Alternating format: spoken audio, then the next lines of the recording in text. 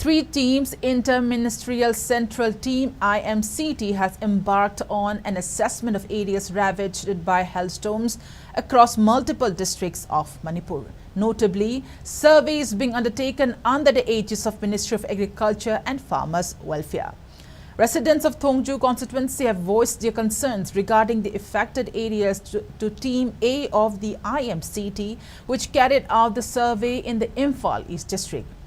In an exclusive interview with SKTV News, residents of the Thongju constituency expressed their dismay over the lack of assistance provided to the victims of the hailstorm despite the passage of an entire month, citing that many among them had sought refuge in barns. If a further claim that neighboring localities in the Kaira constituency received assistance and completed their repair works. Aku si kong bayrongi yum je yalgi shwe lian taba habase yum amakatangi khalaga tabnate loi paktana taiba leni sida angam bana kupna khare pu bani langmen tawga ngam daba khoi giding asi bo trong khona leire ado khoi basong kong bayrongi je kai karam kan yo birak tonom mayam mieng sang biu kai raw kendra gi loi na sang na phadana yen gre ado akhoi gi kong bayrongi je khara mieng tha sang biro akhoi yang wa de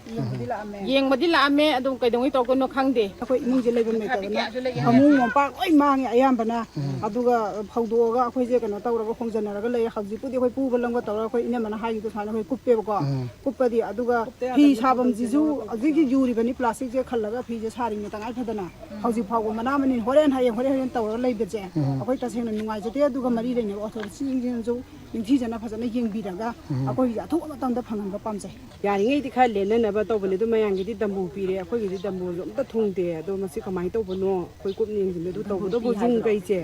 ta sing nai ga kan biu bo u wa mayang pat ji patana ba akhoi athu matam da pamjai. Meanwhile, residents conveyed their dissatisfaction with the government's order to provide only 5 CGI sheets to each affected households. Despite collecting data through geotagging, they questioned the efficacy of providing merely 5 CGI sheets per household. It may be recalled that a video circulated on social media depicting residents of Kangabok constituency damaging CGI sheets in protest against the provision of only 3 CGI sheets per household by the state government.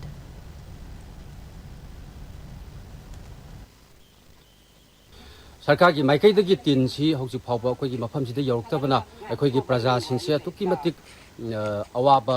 मैसा खांगलगा अखोई relief camp दा लेनारंबा सिंग सुजुसु अखोगी नोंग थीबी सेन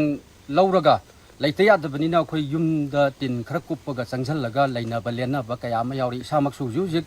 संगोल अमदा तीन सेगाइबा खरना खारगा हिंगदा यादबनिना हिंगे अखोई खोइना लि संफल थेंना जाई मसिदैदा